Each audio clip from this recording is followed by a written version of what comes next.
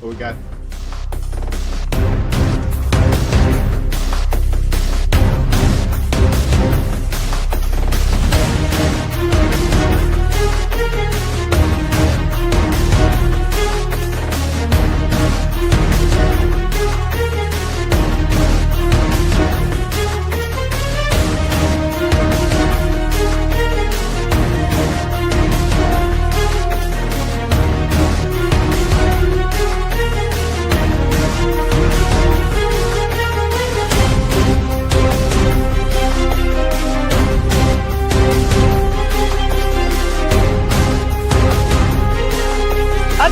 Making their way to the studio, the reason there's now a no heckling sign at St. Patrick's Cathedral, it's the Unholy Roundtable.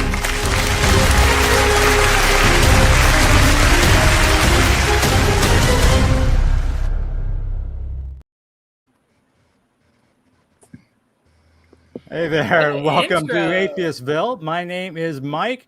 And tonight is a special kind of show. This is the Unholy Roundtable, where we bring people together, various atheists from various walks of life and backgrounds, and address your question. So right now, if you have any questions, get them loaded into YouTube, and we will try to get to all of them. We also have some questions that people gave us earlier that we're going to address. And I collected these people, kind of a rogue band of misfits and miscreants, to address them from different perspectives. As I've said from the beginning of this show, I want people from different backgrounds because I only have my own experience. I don't know their experience.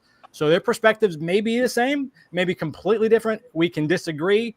We're all friends. That's fine. If we disagree, nobody cares. Just disagree. So those of you who are on the call, Mike, Scott, Annette, Larry, feel free to say, it's not what I think, and go a different direction on it. So with that, real quick, I'll give each of you like a 5 or 10 seconds just to say hello and your name and anything else, but just real brief so we can let people know. I'll start with Mike, just because he's the first one on my screen. Hey everybody, how you doing?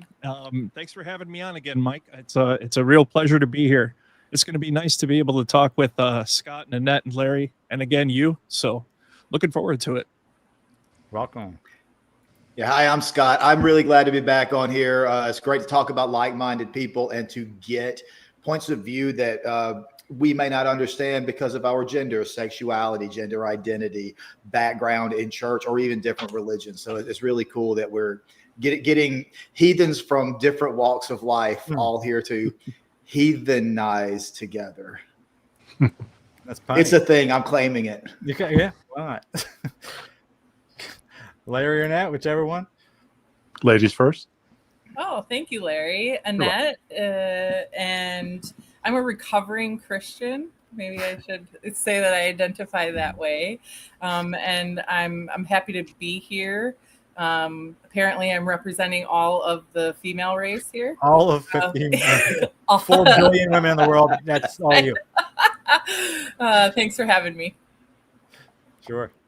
And Larry, we'll wrap up with you.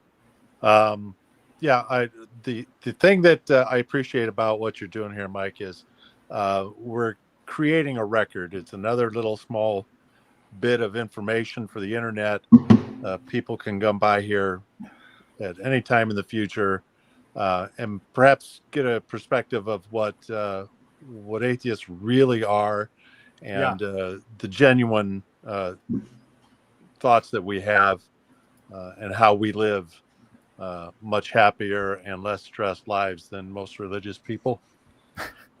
Also, I think we identify as not a rogue group, but more of a, I don't know. A motley crew. Motley crew, maybe that's Motley it. crew. Love it. But you just said something. It's a good point, Larry, and I did want to kind of add that on. And that was another thought when I first came up with the idea of these shows in general, was that we're all out there. We live next door to you. We work next to you. We ride the bus or the train, or we're kids' soccer coach, or any of these other things. And people have an idea. Scott and I specifically, we both grew up in the South, and there's very strong opinions. I'm sure there's strong opinions everywhere, but in the South, it's very guns and Jesus kind of a place. And if you say you're an atheist, there's a baggage that goes along with it. It's not true, but it's there nonetheless, and we have to battle that. So the idea was I'll bring people like you guys on and other guests that I've had on that we'll bring on in future shows, just to give an idea that we're just like everybody else. Like, we got kids, we got parents, we got jobs, everything else. We're just trying to get through life. We just have a little different perspective on it, but we still all want the same basic things in life, which is just to get to the finish line as relatively unscathed as possible, right? So with that, let's go with a hot take right out of the gate. Nice. So this came up. You've probably all seen this on the news, and this is going to be a video clip. But this rise of Christian nationalism that we've seen, I've actually done a future video that I've already got sort of in the can, where, and I think you probably have all heard this, over the last several years, church attendance has gone down. The nuns, meaning the non-affiliation, which is atheists, agnostics, and people that just don't say I'm part of any religion, has been the fastest growing group of Americans. At the same time, Christian nationalism is rampant. Right? So it's a very strange sort of world we're living in right now. But I'm going to go ahead and throw this video up from the other day. This is a CNN video of a guy named Doug Wilson. And let's just watch that and we'll comment on the other side. Suck. As a parent who lost... Probably help if I do the right video. Pastor Doug Wilson makes no apologies for his beliefs on God and country. I'd like to see the town be a Christian town. I'd like to see the state be a Christian state. I'd like to see the nation be a Christian nation. I'd like to see the world be a Christian world. And now Wilson's controversial views as a Christian nationalist are gaining sway in the nation's center of power with the recent opening of his new church and high-profile parishioners like Defense Secretary Pete Hegseth. Is planting a church in D.C. part of your mission to try to turn this into a Christian nation? Yes. So every society is theocratic. The only question is who's theo. In a secular democracy, it would be demos, the people. In a Christian republic, it'd be Christ. So there we go. I've got my thoughts, but let's start with any of you want to jump out on this one. This is an open question for the entire group because this is it's a little crazy. But the first thing that struck me when I saw that earlier was that he said he'd like to see it be a Christian nation, which is counter to a lot of the people I've heard before, all the Christian nationalists saying we are a Christian nation. True. They're wrong, but he's essentially admitting that they know that we aren't. That's a good point, actually. Because you're right. The average Christian nationalist would say, we're founded as a Christian, which is always bullshit, but that's what they say. You're right. Anybody else? And if you consider that the country was originally founded because, or one of the driving factors, or something that I should say that was very important, was that all religions had an opportunity. There wasn't anything that was, you weren't demanded by the king, to be any particular religion. Right. That was our whole point. Right. But in the other side to that is, though, that there have been laws, like in some states, you couldn't hold public office without being a Christian. That's, since the Constitution was even formed. And of course, the First Amendment was what they used to bat those laws down eventually. Are all controversial when JFK ran for president because he was Catholic, first Catholic. But I think what I've noticed is that there's been this trend, despite church, attendance going down, in-person attendance is going down at everything. Right across the board, not just church. People are, just not showing up as much to things in person. But what we see globally happening is this kind of lean toward nationalism and more extremism. We're seeing this across the globe. And so my worldview kind of comes from this perspective that it's, religion is all part of this machine that's tied to patriarchy and tied to white supremacy and tied to trying to control other people.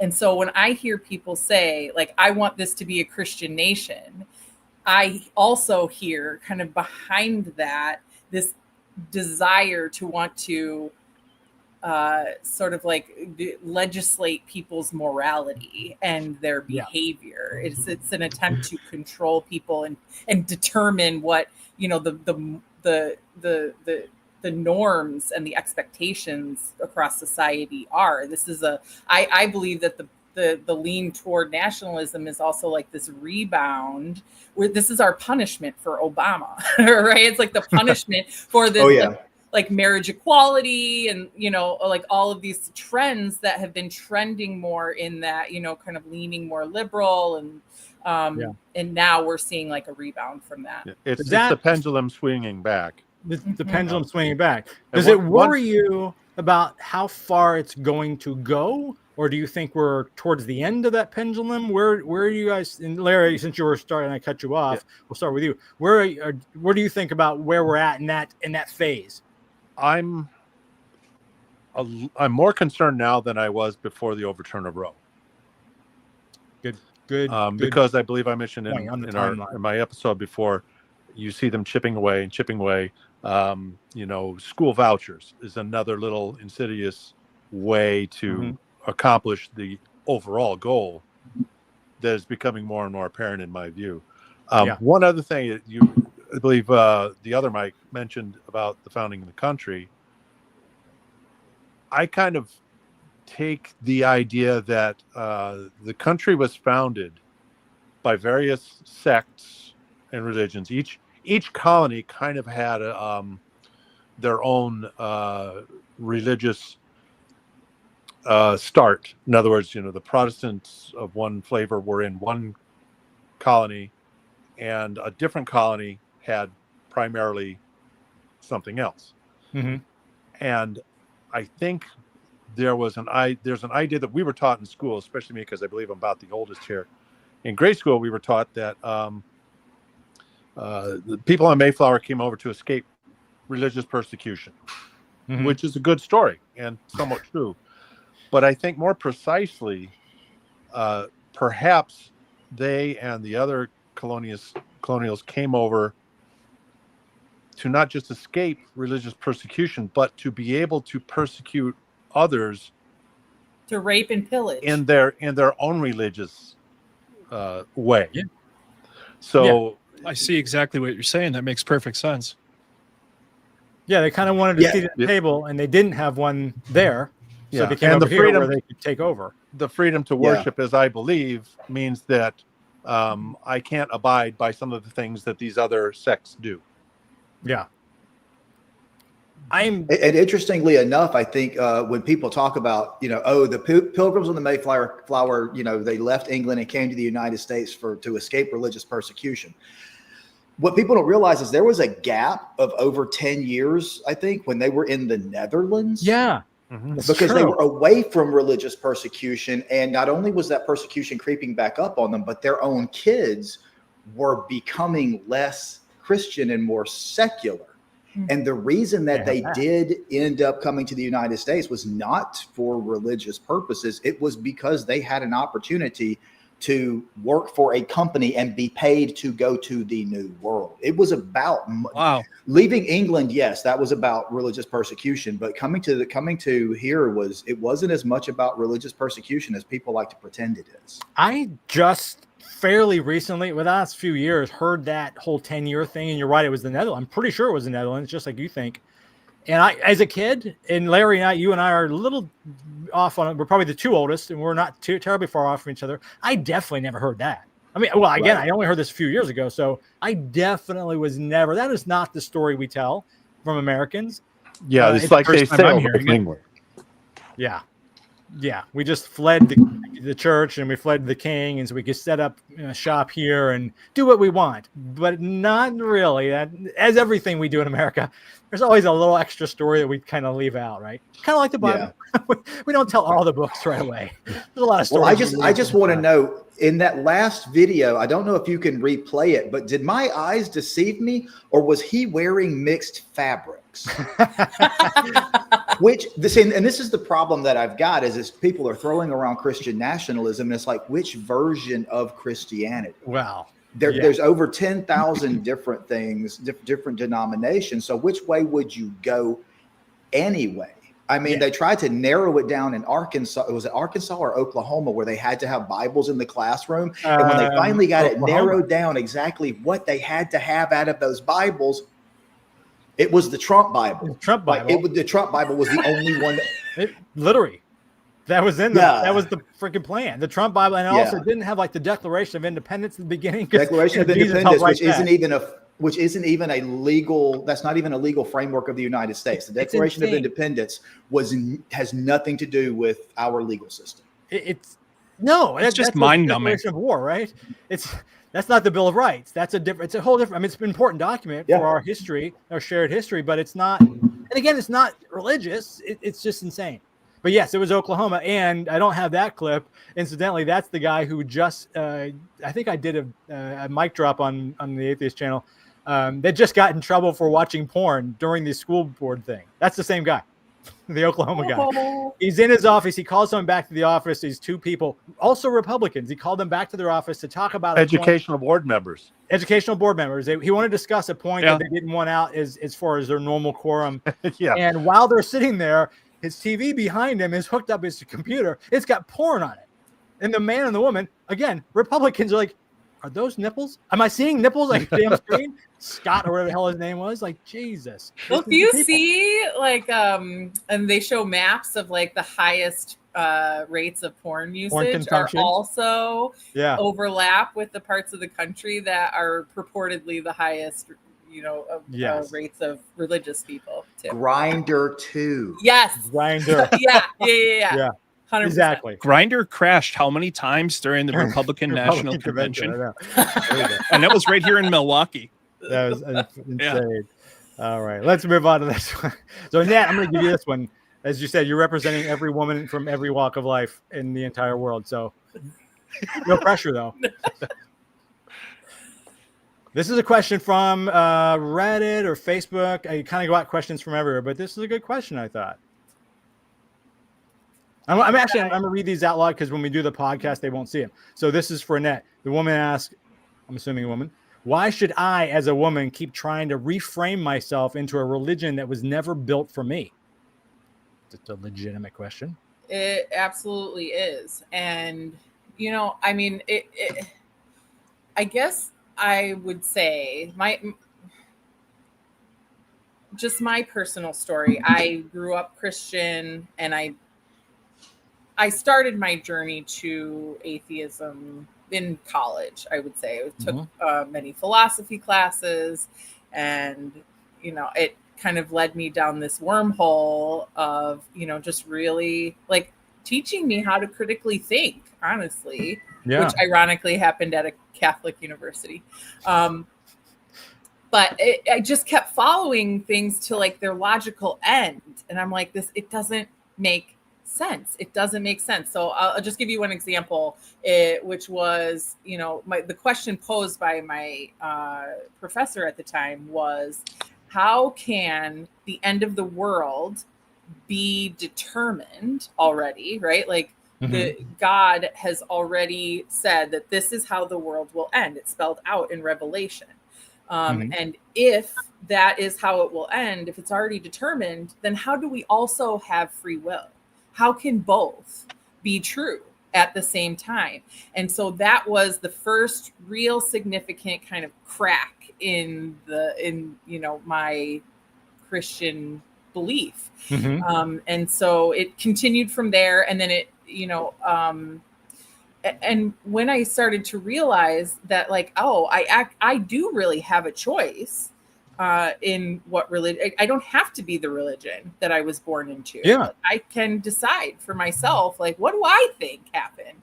And when you start to reflect on that, and as I was also learning more just about, feminism in general, I realized that I could find like whatever needs that I got met in Christianity, which for many people like me is, a sense of belonging and community and friends. And, it helps with coping at times when you feel like you have like somebody to talk to all the time. If you're like, I'll just pray, and ask God what for advice or what does he think I should do? Right.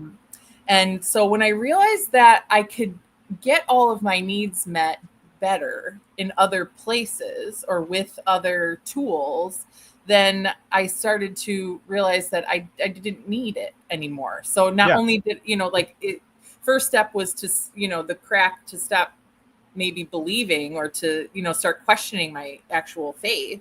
Mm-hmm. And then it's like this other, like the logical part of it is not also the emotional part of it, right? Like those are separate. And so like the emotional part of like, how do I get my needs met then elsewhere? And I realized like, oh, like I can go to yoga and I can join this group and I can actually like have this group of friends. And, I don't have to have like my entire community just centralized in this. So, and then when I realized that it's not made for women. It's a power structure made for men. It was much easier to leave it behind. Did you, and this is kind of a group question, and the handful of us are here in Chicago, and we have a regular meetup, it's not as regular as it used to be, but we try to get together. And you hit something, Annette, that I did not realize when we first started doing those meetups 10 years ago, and Annette and Larry both were at the very first one that we did 10 years ago. I didn't appreciate how much people missed that community of going to church. So when we first started these, and even now, I thought of them as a social club that happens to be atheist, right? And I thought, okay, we'll just get together. It's not an agenda. We're not having a meeting. There are no notes to take. It's not a speaker. We're just getting together and hang out at a bar, restaurant, whatever. What I didn't realize, people would come to the group and they just wanted to get it off their chest and say, I just don't understand what I had to go through. And I finally have broken free. And I can't believe I've met all you people that are like-minded, because they used to go to church and that was a social thing. And they don't have that now. And they've been waiting to talk to anybody and to be able to speak freely. And like you said, it might not be any difference between men and women or anything else, but I didn't fully appreciate that because I didn't grow up in that level of socializing within the church. But I thought it was really very interesting once I started to clue in on that, how much people really stay in church very often as much for the social aspect as they do the belief. And Mike, you probably know about that because as involved as you were on the, say, the administrative side of it, if you will, for lack of a better term. Yeah, absolutely. It was very difficult to lose that connection with everyone else. There was always someone there. There was always something going on where you were interacting with people. That's really just what it comes down to. And when I stopped attending those things, I never went to. And when I stopped going to Sunday school, or when I stopped going to church, period. Well, then choir was really the only thing that I had left, and I was still going through some things. So that whole process it left a void. There was definitely a void. I had to relearn that, hey, I'm just a mammal running around doing mammal things, and I can do it with all my other mammal buddies. I don't have to have my blinders on. Yeah. No, I try now when we have these meetings to broach the subject to a level that allows them to know that, hey, it's okay if you want to talk about it. It's okay if you don't. If you just want to have a beer and talk about the last movie we saw, that's fine. That's why we're here. But if they start to go down a road of like, this is what I experienced or whatever, doesn't matter. I'm here to listen to people. I just let them talk. I don't try to dissuade them from it. But it was important for me to learn that. I wish I could say I learned that on the first meeting. I didn't, but nonetheless.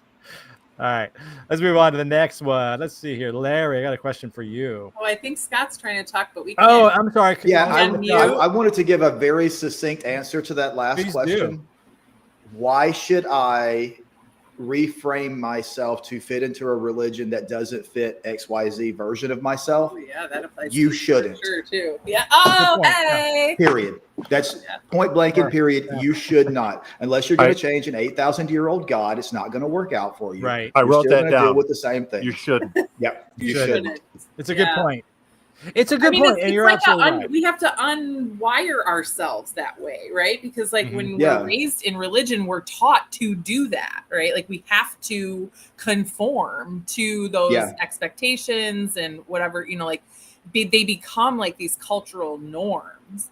And, I think that it is, very common. That's why we see, like the pray the gay away, and like people are more willing to try to twist themselves into something that they're not rather than to lose the community that they have. Yeah. That's what's at risk. Well, and even the flip side of that is what I call cafeteria Christians who are like, I mean, I applaud people for trying to be very LGBTQIA friendly.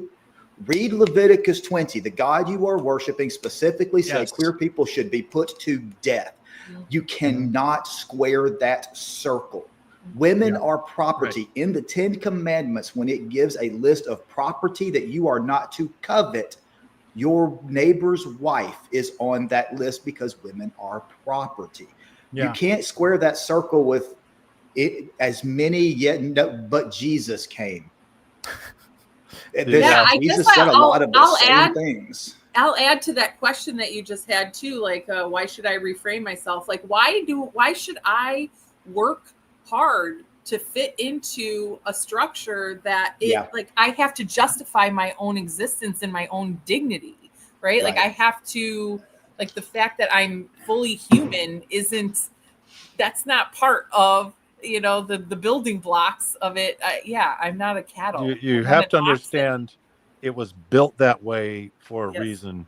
I remember learning about the Council of Nicaea when they put together the Bible. There was there's the book of Lilith. Now, nobody knows about Lilith because Lilith was created the same way Adam was created.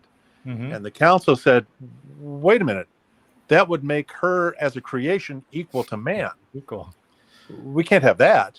No. It was Adam's wife. Be pure chaos.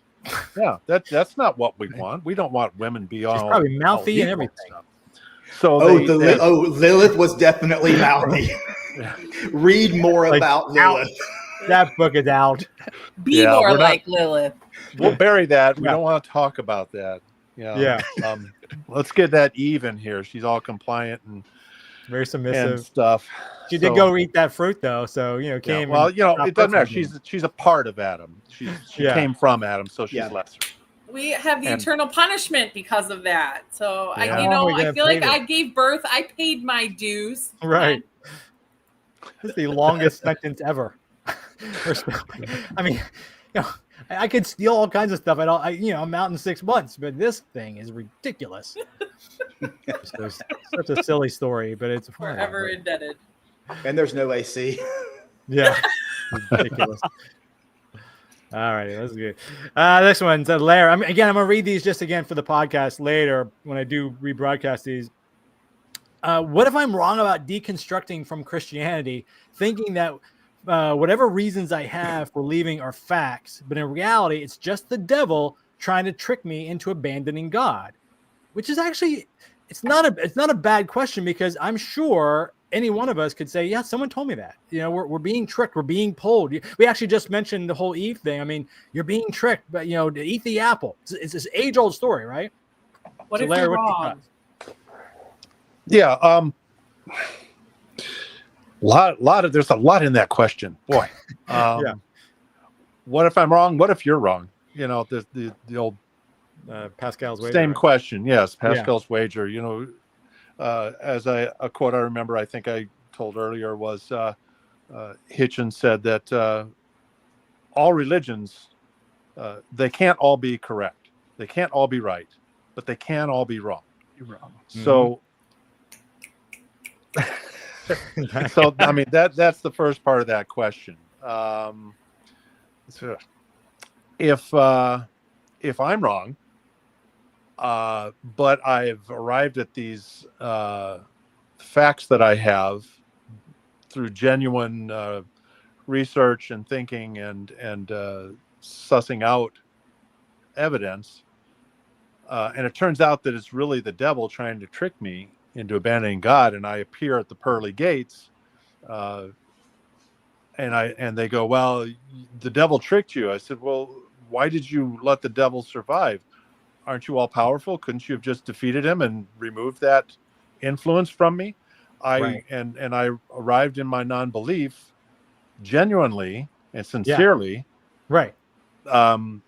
Whereas someone who is faking it until they make it because they have all the societal pressure to be a Christian or religious or whatever, saying, well, just keep pretending and eventually you'll believe it, or believe it in your heart and it'll come true. Well, that seems kind of disingenuous, and wouldn't an all-knowing God know that you were faking it? I mean, good point. Yes, I'd rather be genuine and wrong. Look for a basis for the facts that I have and the truth that I'm living. Yeah. If there's nothing, go ahead. When I started asking my pastor hard questions, he said, "Well, Mike, that's the devil working in you right now. That's why you're asking these questions." So I took that, sat on it, chewed on it for a minute, and I thought to myself, well, this is a little absurd. If all I have ever been doing is doing absolutely everything I possibly can to stay as one with God as possible, then why? There's absurdity there. And it was slowly but surely a number of different absurdities started coming up. And all of a sudden, the foundation started to crumble. And thankfully for myself, I was able to make it through. There's others that haven't. So a person, and I think I even talked about this when I was a guest last time, a person has to, at some point, get to the point in their mind where they realize that although they are going through although they are going through deconstruction, there has to be a moment where you say, God does not exist. The devil does not exist. The devil isn't tempting you. Right. It's all of these thoughts and feelings that have been pushed on you, and you've been educated in a particular way. And there's traditions and there's a number of other things going on there. But, like we expressed before, it's until we have someone like ourselves, this group here, an Unholy Roundtable, a lot of times people don't understand that, and they don't they have a more difficult time getting to the point where they realize it's not God and it's not the devil. Yeah, I think if the devil did not exist in their lore, if they had not invented the devil, then we would all see their God as the baddie, because it's there. The evidence is there. It's just If covered you look up at by Gnosticism, the fact that, all that bad stuff, that's the devil. That's this other entity that we have no hope of defeating for some weird reason. For no reason. I mean, you were basically being told not to think. Yeah. Lean not on your own knowledge. Just don't think the thoughts that you're thinking. Stop trying to be critically thinking. Stop trying to be one of those thinkers. Something you must have learned in school. So my dad actually told me that. He says, the Bible says, don't lean on your own understanding. I said, well, who else's would I use? Yeah. Right. Yeah. Well, that's a very good point.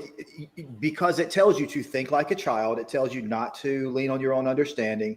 And part of that thinking like a child is because children, they have to look to authority figures because they don't know anything.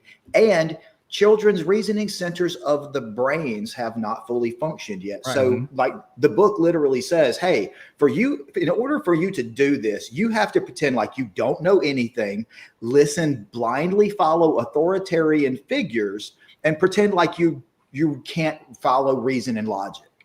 Like those are the instructions in the book. And the same authoritarian figures that are saying that will then say, well, we can't understand the mind of God. Right after they've told you what God wants, thinks, does, and how he acts and why he does things.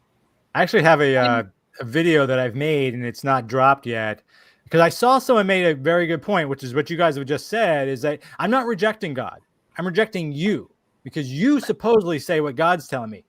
if God hasn't told me anything, I've not seen God from the Yeah. day I was born. I've seen you, and I've seen you, and I've seen you. I'm rejecting you.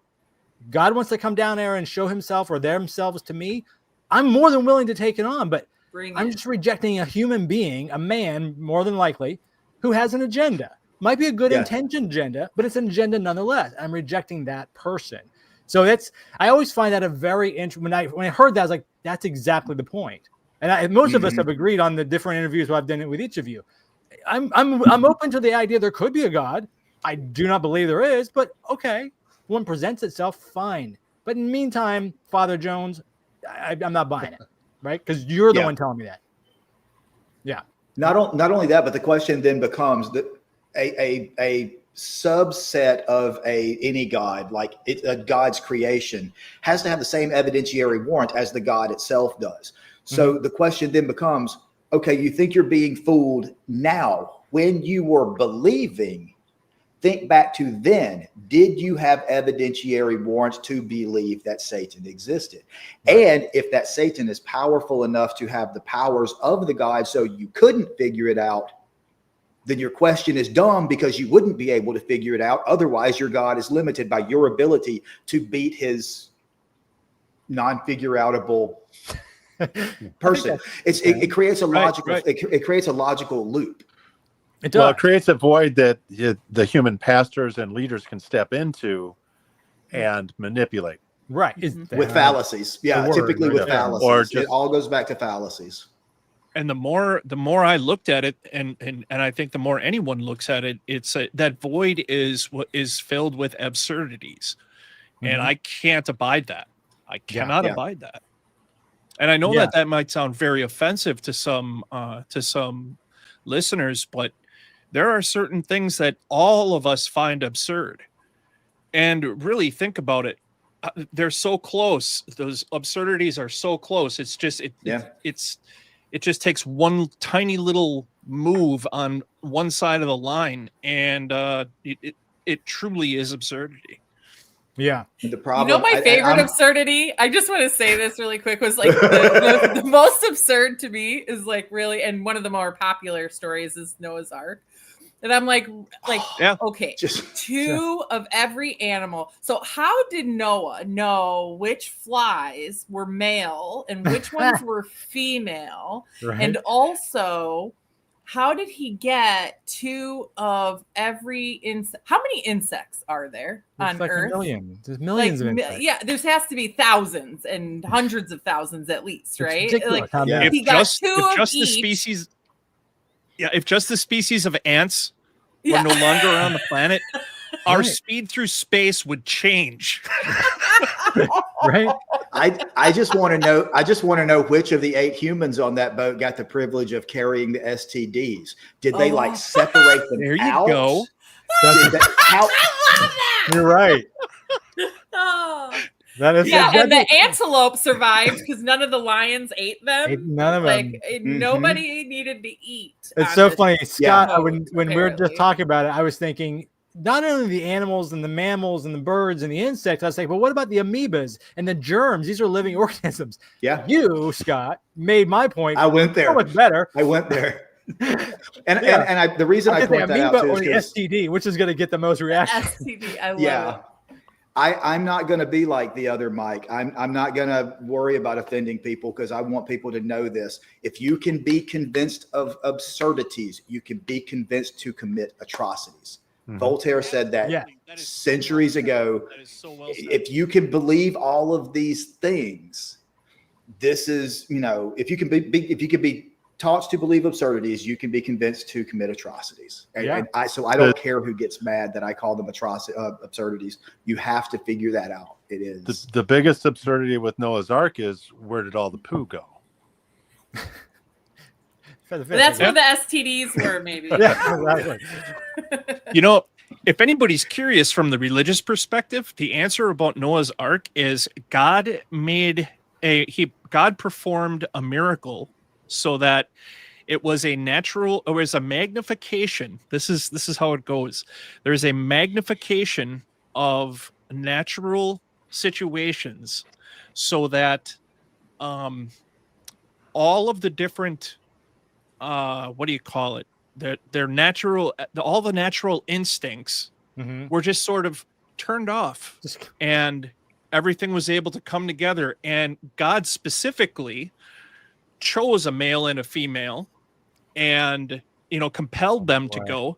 And there were, of the unclean animals, there were two of each. There were two pairs, I believe, of the unclean. And I think it's a number more of the clean animals in pairs. 7 and pairs. Because you have to eat the clean animals. And so that's just like the plagues. Miraculous magnification of natural events. So there you go. Now we know. And now we know. I don't know why we got some absurdity. Magic. That's so the answer. magic. The answer is Yes, magic. magical thinking. Yeah, you left that part. All right, let's move on to the next one. So this is for you, Mike. Again, why are Christians? This is such a good question. Why are Christians so firm on homosexuality but not premarital sex? Or, to Scott's point earlier, mixed cloths or any of the other sins? Why is homosexuality this massive, the worst sin you could ever create, worse than killing people, in terms of the way we view it in this society?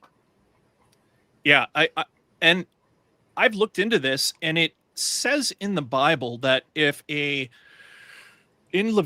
obviously we have the horror of what's told to us in Leviticus.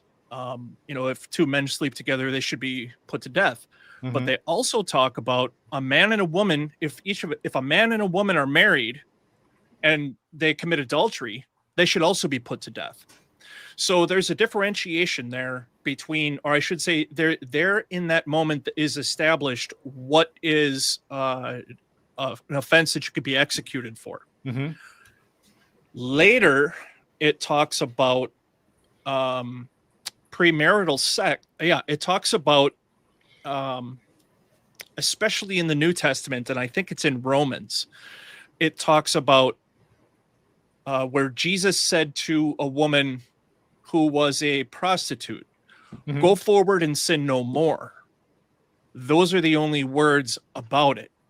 So when religious scholars start to break things down, they've got, you're going to get put to death, or you can bring something to the foot of the cross. You see where there's a difference. And when you bring something to the foot of you're able to bring something to the foot of the cross and say, I repent, and Jesus and the Holy Spirit are going to work in my life. Well, then, that's your 11th hour get out of free card. But there's no 11th hour get out of free card that's established in the scripture for homosexuality or what's the other one? Adultery. Those two explicitly say you take them outside the city gates and stone them to death. So then we end up with, on the premarital sex side, hey, the reality is sex feels good. And as human beings, we have a window of opportunity. And all of our genes are they express or they don't express during certain periods of our development. And what we end up with is just a regular standard mammalian response. And that's something that everybody experiences all the time. They don't necessarily experience homosexuality. So it's easy to go after a minority. The other thing is homosexuality was very common and it still is in different cultures, but particularly at that time, the homosexuality among the Greeks was completely commonplace. In fact, it actually helped to define a lot of what we have from the Greeks, all the information that has come to us from them. So when the proto-Jews, the pre-Jewish people in the early Old Testament were going around, they needed to differentiate themselves from the other tribes that they were present with. So they pick and they choose, and I think that's what we end up with. Do you think, because you said something that I've always heard, and we know it to be true, that that various homosexuality, I'm searching for the right word, not lifestyle is not the word I'm looking for, but you'll see where I'm going. It was more accepted in different cultures in the ancient past very often. But I think you said it was very common. I wonder if it was more or less common or just accepted, so therefore out. We're now, even in America today, that's a great way to higher. say that. So I think people are naturally born however they're born, but we choose to act on what we choose to act upon. Like, I know that butter tastes amazing, but I'm not going to have it in my life because I just got my cholesterol checked, and it's just not something that's for me right now. Right. Yeah. So, we can make these decisions, but no, I think that maybe it's possible that there were more or less homosexuals in other times, but I know for sure we can look at the writing. We can look at what Josephus has written about other cultures. Josephus being an incredible historian, and his descriptions of other cultures. And we can clearly see that things were more accepted. To your point, yes, things were more accepted. If we go to Afghanistan right now, it's a terrible documentary. I mean, I should say it's a well done documentary, but it's terrible to have to experience and watch. But it's called The Dancing Boys of Afghanistan, and it's really something. Could I add something that perhaps? Please. Yeah, go ahead, Larry. Perhaps you aren't all aware of. I know I wasn't until this past week. There is a documentary that came out, I believe, in January. I just found out about this last week. I have not watched it yet. It's called The 1946 Mistranslation, where in 1946, the RSV version of the Bible mistranslated a word, changed it from abusive relationships to homosexual LGBTQ type relationships. So before 1946, no Bible said anything about homosexuality in that context. I don't know if any of you have seen that documentary yet.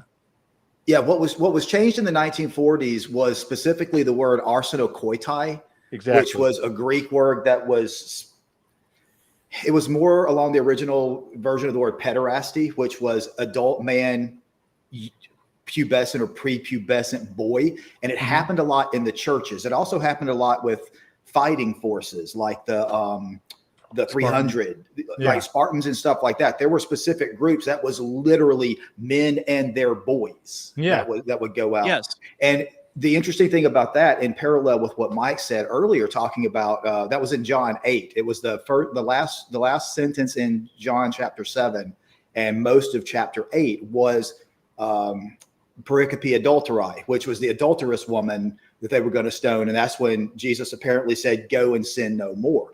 But that also added later. That was not seen in any translation, in any of the books and stuff that we have until the 5th century. I mean, it was one of like over 3 dozen passages that were added that were not in the earliest copies we have, which is Codex Sinaiticus and Codex Vaticanus. That's not in there. It ends like the book of Mark. It doesn't show a risen Jesus. The book of Mark stopped after the women ran from the empty tomb. So there's a lot of changing about this based on this specific topic. Cafeteria Christians picking the parts that they don't care about and virtue signaling the parts that do not affect them.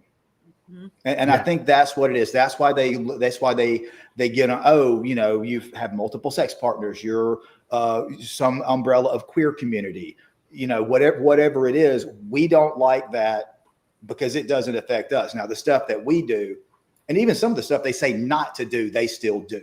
There's a big hypocrisy there. But yeah, I think it has a lot to do with just picking and choosing the parts that you want to ignore. I think it's picking and Doubling choosing the down parts on the that make them rest. uncomfortable. Like if they Oh, feel absolutely. discomfort, they want to just do away with it and, shame people out of, portraying that publicly. Yeah. They want to Christianity push it has a to huge the problem with margins. genitalia. Yeah. Oh, If they were honest with themselves, I put this to my uncle once. He was ranting and raving about homosexuals and transsexuals and everything. And I said, what harm has come to you because a certain person loves the same sex? Yeah. Personally, what harm have you been inflicted with? That's when he unfriended me, which I was happy to be unfriended. So bye, Felicia. Yeah. Yeah. And the twist is his grandson transitioned from a female, which he still loves, and I see them celebrating birthdays and everything. So hypocrisy once again. Yeah, it's funny when we have several relatives that are super dyed-in-the-wool Christian, hardcore kind of people, and then surprise, your daughter's gay. Well, okay, now what are you going to do? And there's two sides of me. There's the good and the bad side of me. And the evil side of me is like, yeah, serves you right, because now you see what all these other people have had to put up with, and you're now living with a person who you love, and you're now having to wrestle with that. Not necessarily, Mike. Well, and that's the other side of me. It's like at the same time, this poor child is having to deal with all that.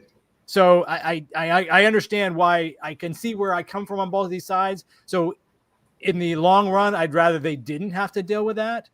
But it is sometimes just like these people don't understand any of these issues until all of a sudden it lands on their front doorstep, right? And they react. And then they got to wrestle with the reality that Scott and Mike and have dealt with, and all of our other LGBTQ friends have dealt with. And nowadays, I just saw an article today about this guy who had four Trump burger restaurants in Texas, in Houston, and he's being deported because he overstayed his visa from Lebanon. You open a place called the Trump Burger. You open 4 of them, and you're here illegally. The hell is wrong with you? But now all of a sudden he's like, well, wait, I'm one of the good ones. Like, no, you're not. It's the cougar eating your face party. Right. Yeah. Cougars eating your face. I didn't know the cougars would eat my face if I voted for the cougars eating your face party. It drives me crazy. It drives me crazy. All right, let's move on. I'm going to get off on that one. This is Scott. So Scott, here we are. I think this is a Lawrence Krauss question. Just someone had reposted it. I thought that's a good question. So you're choking. I have 2 options. 1, I perform the Heimlich maneuver. 2, I pray. Which one do you want me to do? It goes to prayer and how people say, oh, prayer will solve everything. Okay. Good luck with that chunk of steak in your throat. So Scott, what do you think about this? Man, this one really hits close to home. I had a friend of mine, one of my best friends in high school, and he was had a lot of health issues. He was morbidly obese. He was always involved in the church. He had his own church. He literally helped build schools and stuff in Africa as a missionary and things like that. But his health issues got to where he was up to 700 pounds, spent a lot of time in hospitals, but he was always praying. He was always talking about how good the God was. And a year ago right now, he was just getting out of the hospital after a 7-week stay because he had to have a heart thing, but they couldn't do the heart thing because it would mess up his triglycerides, but fixing that would mess up his hydration, which would throw off his sugars and stuff like that.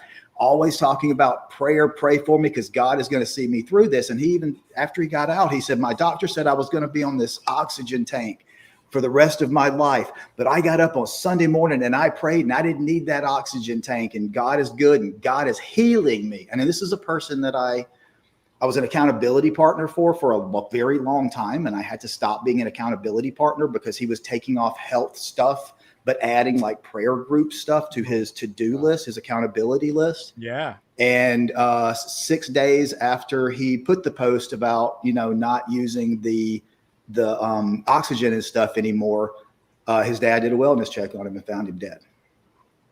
So do I know that guy? We were in group. No, this was like from high school. He never traveled out. No. You and I are in a different group, the food group, and there was a guy. Yes, Tiny. Okay. That's why you didn't have to seen say him. his name. Well, that's not his real name. unless it is, which Yeah. it is Alabama. It could be his God. Yeah. But No, he. but yeah, I remember that guy. He was very big, and I've never met him, but I just his pictures on Facebook at the time. This is like 10 years ago. Yeah. It's a long time ago that I remember seeing him on, but I hadn't seen him since. Okay. Yeah, he Exactly. passed away August 28th of last year, like Wow. 3 weeks, 2.5 weeks from today. And this is right after that. I have a special place in my cold, dark heart for people who lean into religiosity rather than taking personal responsibility for things like that. Yeah. Or people who deny their children medical care. That's my Christian scientists. There is one option. There is one option. You're choking to death. You perform the Heimlich maneuver. The other option is they die. Yeah. You can put prayer on there if you want. You can pray over them as they die, but that's going to be the result. I love that God has a plan and he's perfect and his plan is perfect. And somehow us praying, it's like trying to convince God to change his all perfect plan. Perfect plan. Right. Like, who are we to impose on this relationship? Exactly. You know? Yeah. And to go deeper into the question, there's more that was involved in this question about medical professionals and how medical professionals have to deal with, spending 16 hours without a pee break on somebody's surgery, only to come out and have the family go, well, thank God. Yes. We'll take him to the church next time. But the thing is, if every success is a little, up to God, doesn't that mean that every failure is a failure of that God? Because when you start doing if it doesn't work, it's the Lord working in strange and mysterious ways. Yeah. That's just you doubling down on BS. You get to take credit. You also have to take accountability. Yeah. The other feature of that, thanking God for all these big things, is they also begin to thank God for the little things. It becomes just, it becomes meaningless. I remember once I had to print some labels at work, and the lady that was running the production line had come in just as I had finished the labels, looking for them. And if she didn't have the labels, the line was going to stop, and she didn't want that. So she came in, and I said, "Oh yeah, they're finished. Let me take them off the machine." She goes, "Oh, thank God." I said, "No, this was me." I think Larry. It's pronounced Larry. I do the mundane things, So, and it occurred to me after I was thinking about that later, I said, well, if they're thanking God for these trivial, tiny little things and the great big things, doesn't that dilute everything? Doesn't that minimize? And I do wonder about that, because you're right. And the thank God is, of course, a statement that we all kind of just say because we grew up in the United States. But I think you're right, though, because how many times we start, I've seen it on Facebook, someone I've gone to school with, oh, I got to thank God I got the apartment. What? You had a good credit score, enough money. That's how you got an apartment. There's not much to it, But you're right. It's like if saving a child from bone cancer and getting your apartment are on the same scale with this God, you're right. It's diluting it, and it seems it does trivialize whatever awesome power that a God should have or be concerned about. Well, and I know sometimes it's just said, but sometimes they truly, I remember in one person, and that was a specific example. She did say, thank God I got the apartment. And she was a hardcore Christian, not necessarily a bad way, just a very sweet girl, but that's what she said. I remember, it's just an apartment. He's not looking out for you, or he would have maybe not put you in a position where you had to be so desperate to get an apartment. You know what I mean? Yeah. Why didn't God get me a house? Yeah. Why do we have to even be here? Like that woman in the very beginning, she says, your kid is, or I'm sorry, and that we only saw it for a second. I'll go ahead and wait on that. Yeah, I'll go ahead and wait on that Hang on until it actually comes up. But the one thing that I did want to add here is that we can really prove that it's that the difference between the Heimlich maneuver and praying. Even our government will go ahead and send parents to prison for praying. Yeah. Because if you instead do of not a blood take your child, transfusion. you do not take your child into the hospital when they need it, the federal and state government will go ahead and prosecute, and you'll do a lot of time in prison. No, there are some states that have laws that protect parents from making religious-based medical decisions and their child dying from it. I think Utah is one. Right. Idaho is another one. Yeah, there are states and they have the Mormons. Yeah. And even in the Mormon community, there have been parents who have been jailed because of child neglect. Yeah, they actually have. Even though they fall under those protections. They like going after the Jehovah's Witnesses too. The Jehovah's Witnesses, yeah, because they're the blood transfusion and everything else. No right? blood transfusions. Yeah. Yep. The Mormons are real big with kicking their kids out for non-belief as well.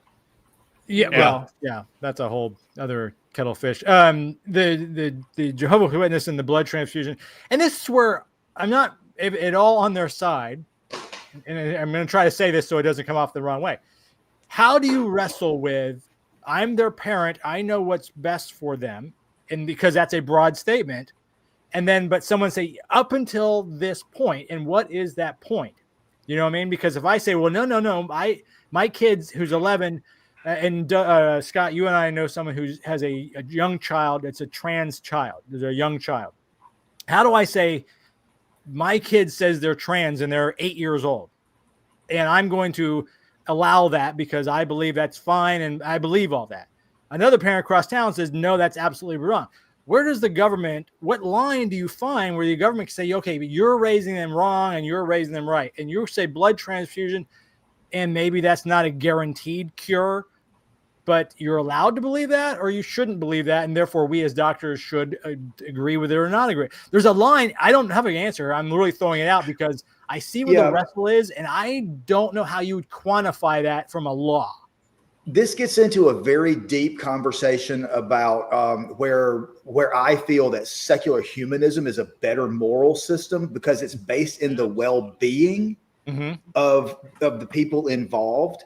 And that well-being, no matter who, well-being would have specific markers.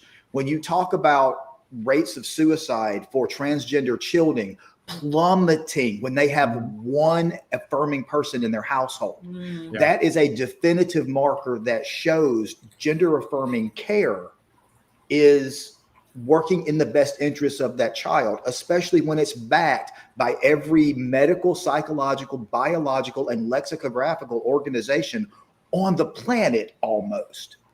Whereas if the child dies, you have a very valid metric that if a child does not get blood that the child needs, it's going to die, which is against its well-being.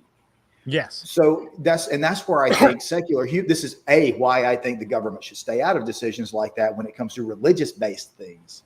The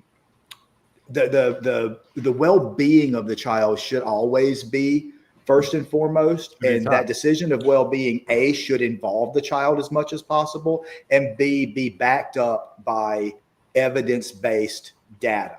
Because when you talk about prayer has been tested. There was a blind study. One of the religious groups, they had 3 subsets. They had almost all the same surgeries, groups that were being prayed for, groups that wasn't being prayed for, and a group that was being prayed for and were told they were being prayed for. The group that was being prayed for without being told and the group that wasn't being prayed for had about the same risk of the same numbers of complications and stuff like that. The group that knew they were being prayed for actually had slightly worse outcomes because just like anything else, if you think you got it on easy street, you're going to be lax. Right. That specific one was a small sample study. I think it was like 700 or something like that. But there's no evidence. It gets back to evidence-based stuff. There's absolutely no evidence that prayer works in any evidentiary fashion. No, I think do the moral of the story. Or watch them die. Pray while you're doing the Heimlich. That's fine. Hope I do this right. Yeah. Scott, if I'm in a car accident and I'm giving someone CPR, I'm an atheist, and I might still be praying if I really because just to hope. Why not? The why issue, not? I think, throw it out to the universe. It becomes a little more crowded, Scott, when you look at an issue like homeschooling, for school vouchers. True. Where the parents say, well, I know what's best for my child, despite all the evidence that most of them don't. Says Now, you don't. some of them do. Some of them are capable of preparing their children for higher education or whatever. I believe the vast majority are not. And the vast majority of homeschool is religious based. They get their curricula from religious organizations, which are demonstrably inaccurate and just bad. And then they try to go into college and immediately struggle.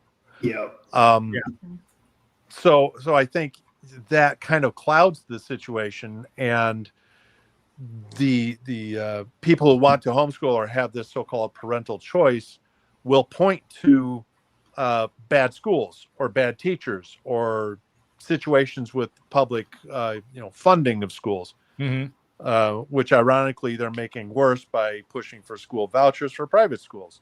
It's going to get worse.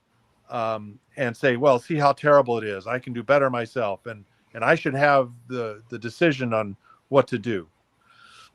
It becomes that's the same type of question, and that's exactly what Larry is exactly the point. It's like, okay, there's a line. I don't know necessarily where it's at, but I've never been a big fan of the homeschooling because I've known too many kids that were homeschooled by morons, and they grew up to be morons, and now they've got their own kids that will be morons, and it's sad. I mean, I'm joking about it, but it's a sarcastic and bitter joke because it pisses me off, and I've got close people to me because there's no reason that child should have ever been schooled by you. You're an idiot. And the more they homeschool, education, you're just not a good, smart person. Why do you think you have any credibility teaching this other person that what you don't know? And I know you didn't really teach them because you don't know it anyway. Yeah, the more it goes on, the more it harms society as a whole. As a whole, take on the role of being a teacher without any training. Same thing. Pastors do that too. They take my work of being a therapist and they're like, oh, I'm a counselor, and it's like, you have no qualifications for that whatsoever. Right. So it's like me trying to be a doctor, and I'm not. Purely biased education. They're a counselor from a Christian perspective, which doesn't help if you're not Christian. I was talking to my mom one time. I think I told one of you guys on a call. She lives in Florida, and she lives in a small town. And she was saying her pastor, who's the pastor of the biggest church in this town, Callahan, Scott. He's a counselor, grief counselor. So like, and she's like, so if the case was everything going on at the school, brother or whatever his name is, he can go in. Like, yeah, that sounds real good. But what about Muhammad, who might be a grief counselor at the mosque? Like, your little town would lose their collective fucking mind if mosque guy comes in there, right? But he's as equally qualified because he went through training too. He just didn't go through Christian training because he's Muslim, you know? So it's like, you're not a counselor. I mean, anything's probably, well, no, that's not even a good thing. I'm about to say anything's better than nothing, but that's probably not true at all. No. You could be way wrong, right? Right. Or nothing is better than a bad thing. And you're a Christian, you're telling him to pray to Jesus. That's not going to help, right? Right. We got to move on. Try to keep us rolling. This is actually a question I wanted to get you guys as a group, because this probably comes up. We've all experienced it. And this person says, an acquaintance of mine is dying of cancer. She has young kids and is in the process of moving to another state to be close to her family for the last days. What do you say to someone, and this person was an atheist, that's dying? And there is there's a good question there, because it's really easy for a Christian to say, and we're going to get to this other segue later, but it's easy to say, you're going to go home to Jesus, you're going to see your grandparents, blah, blah, blah, blah, blah, blah, blah. We don't say that. We can't say that. What do you say to these people that you've met and they're dying that you feel is comforting? Or how do you do it? I'm curious. I think the first thing that comes to my mind is I would simply say, I'll remember you. There you go. Yeah. I like that, actually. That's all I can. I see the situation. We're going to die. There's nothing we can do. And I'm going to echo exactly what he just said. It's going to be about our memories. It's going to be about shared experiences. It's going to be about we still, if we are able to, we should still be creating some shared experiences now that we know that time is coming. Mm-hmm.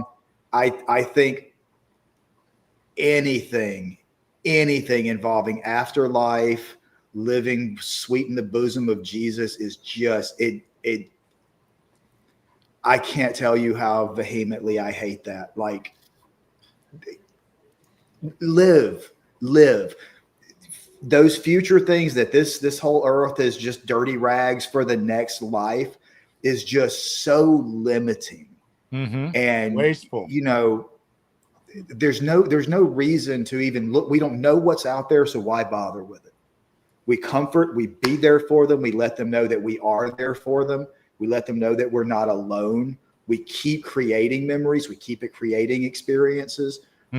But there's absolutely nothing that a religion that you haven't already been indoctrinated into is going to help with that. No matter how much of a therapist the priest thinks he is. Right. Yeah. I've been in a situation where my father-in-law and my mother were both dying, and my mother knew full well that I was atheist. And I thought to myself, how am I going to talk to mom about all of this? And I said, you know what? My goal here is to do no harm. But my goal is also to not deny myself the way that I feel. So I say to the person who's on their deathbed, you have your particular belief. So as you're going through this transition, focus on the important parts of your belief, because it's not going to matter. Yeah. It's not going to matter. I'll agree with that. Yeah. I'll agree with that. In that but at situation, the same time, it absolutely sickens me to the core. I'm very, very much in the same boat as you. It's I guess I've learned in my old age that people are always going to let me down, or I should say, human beings are capable of letting me down in one way or another, or causing me grief in one way or another. And how I perceive everything makes the difference, you know?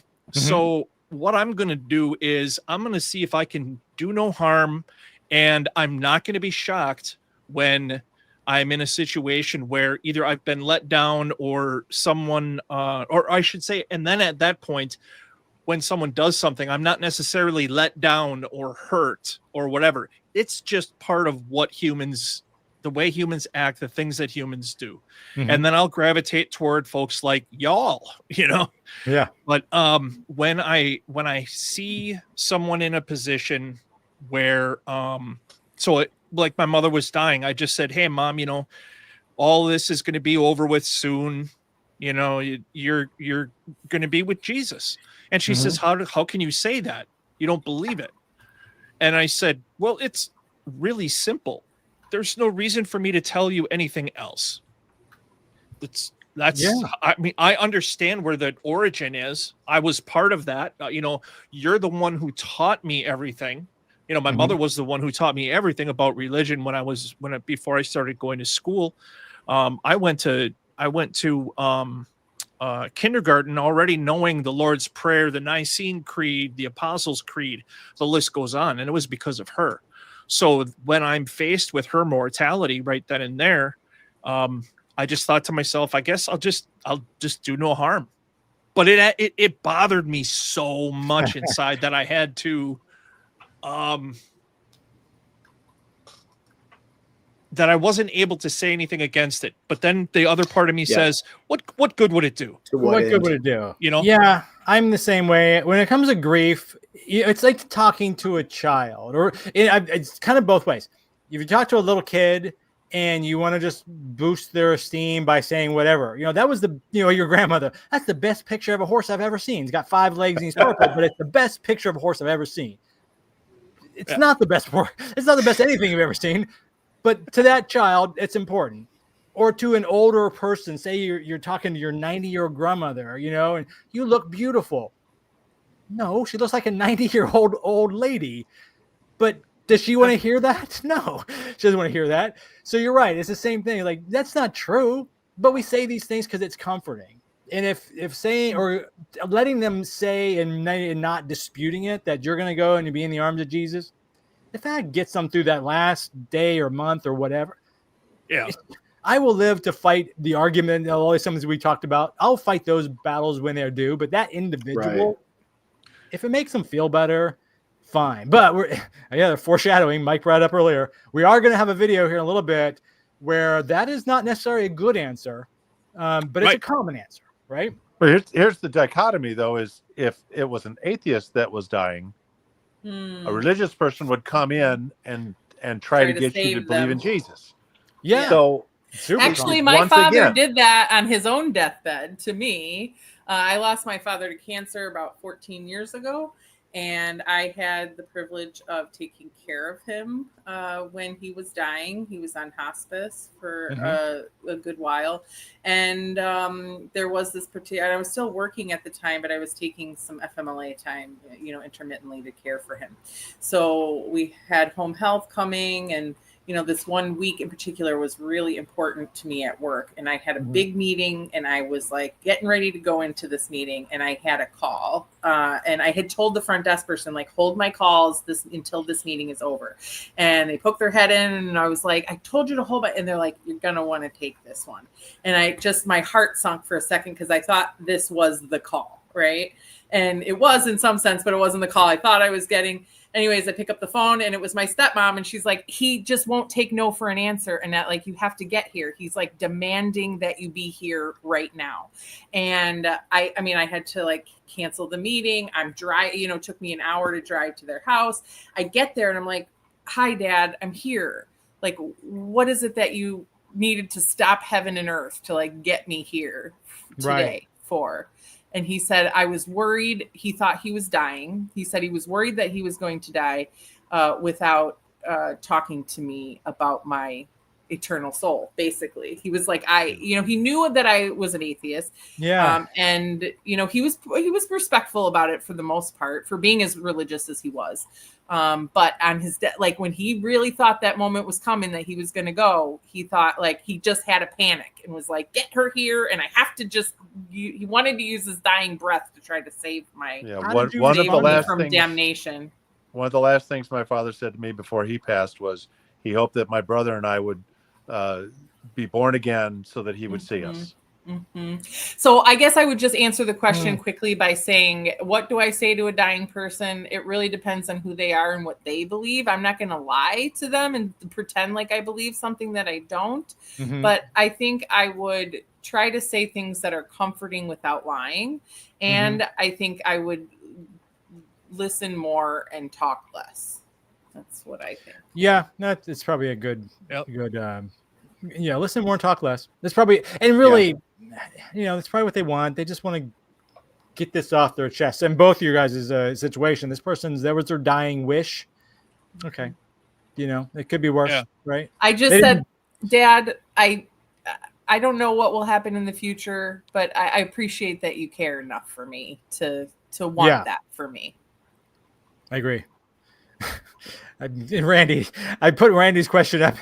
I said, but I was like, I don't know what that means, Randy. But then you corrected. He said, yeah, sorry, fat fingered it. Yeah. I was like, okay, I'm hoping none of them guys know that answer because I don't know what the insuil means. I was like, all right. So no problem, Randy. Thanks for checking in, man. But Randy did say, religion only is on the gas, no brakes. And that's exactly it. Yeah. He's totally true on that one. I'm going to jump to another one. And go ahead, Mike. Yeah. With what Randy said, with religion having all gas, no brakes, I think on the flip side of that, we should, as secularists, as humanists, as atheists, we should try to live by just these two little things. Do no harm, but take no shit. You know what I mean? Right. Yeah. Yeah. In a lot of cases, that's exactly because we know right? that they're always going to be on the gas pedal. So Yeah. I don't know. think I have a T-shirt that maybe says I'll that. add lead by example. Yeah. We do need to push back, it's fine. I have no problem pushing back. I don't really go out and start fights, but come on, there's a point. No. Yeah. Let's jump to another one. This is for you, Annette. This is another representative of all womankind. And we talked about this before. I think you and I have just talked about why do conservative Christians bash only the women in porn, Why do they not bash the men? Like the women aren't having sex with themselves, right? Which is legitimately a good point. I think it even goes back to the Lilith kind of thing, right?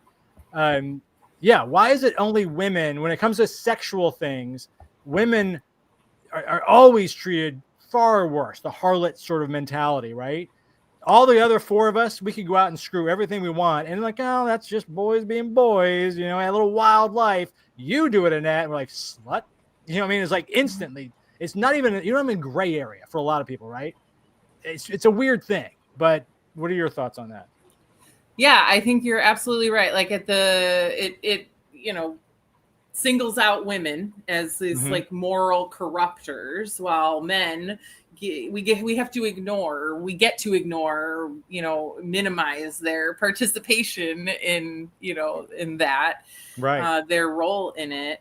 I think that imbalance really reflects like these broader patterns that we see in religious spaces about, you know, sexual morality, is that like women are held to different standards than men, you know, like that is right off the bat. And like our moral misgivings in this way are, you know, we are seen as less forgivable, maybe in that way, that men are, it's just like, it's expected that they'll be tempted. It's expected. And that we are the temptresses. Right. And so, and that goes back to, I mean, that's why ultimately it boils down to why women, even in other religions like Islam, they're expected to wear a hijab, right? Like the hair, and in Orthodox Jewish religions too. Like I live in a community here in Chicago where there's many Orthodox Jews that live in this area, and you can kind of tell because the women wear wigs, right? And the same thing, like they're covering their hair because their hair is, you know, somehow some sort of like part of their sexual strength, and that they, you know, are using it as a tool to tempt men, and they're expected not to do that. The married women. Right. Oh, that's a good distinction. But still, like, you know, we are expected to,